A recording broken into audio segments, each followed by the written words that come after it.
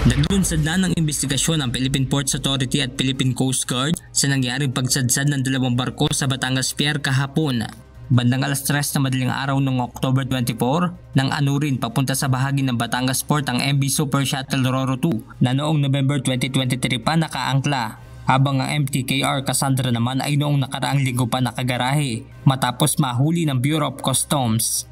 And when they were looking for the captain, he was not on the vessel, which is in violation of our regulations. We are currently conducting an investigation on this, and the proper charges will be filed. Masusi namang binabantayan ng Batangas Port ang mga barko, bagamat wala naman silang nakikitang indikasyon na maaaring may tumagas na langis mula dito. Although nakipag-coordinate po ang sa Philippine Coast Guard, sila po talaga yung eksperto dyan para sigurado accurate kung meron nga oil spill. Pero kung pagbabasihan ng yung ilong natin ay amoy na may fuel Batay naman sa inisyal na imbestigasyon ng PPA Batangas, maaaring nalagot ang angkla ng dalawang sasakyang pangdagat.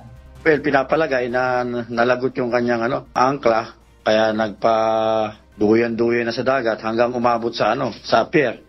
Tumama siya doon, yan yung Super Shuttle 2. Yung isa naman ay dati nang nariyan, nakatali. Yan yung huli ng Bureau of Customs. May request na ang Philippine Ports Authority at Philippine Coast Guard dalhin sa angkorahe para yung ibang, kasi standard dyan na take shelter pagka ganyan may inclement weather. Medyo hindi o na-delay na pag-alis yung barko at inabot na nga dyan. Samantala, isa pang barko ang naiulat na sumadsad sa bahagi ng Barangay Sugod, San Agustin, Romblon. Ayon sa PCG, galing ito sa Pier 7 sa Mandawi, Cebu at patungo sana ng Vitas Port sa Maynila nang umangkla muna ito sa nasabing lugar. Ngunit dahil sa malakas na alon ay naputol ang kadena ng angkla nito.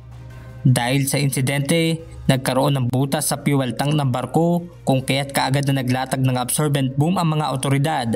Ligtas naman ang 17 crew kasama ang kapitan ng nasabing barko. Benedict Samson, UNTV News and Rescue. Diyos ang aming sandigan, serbisyo publiko ang aming pinahahalagahan.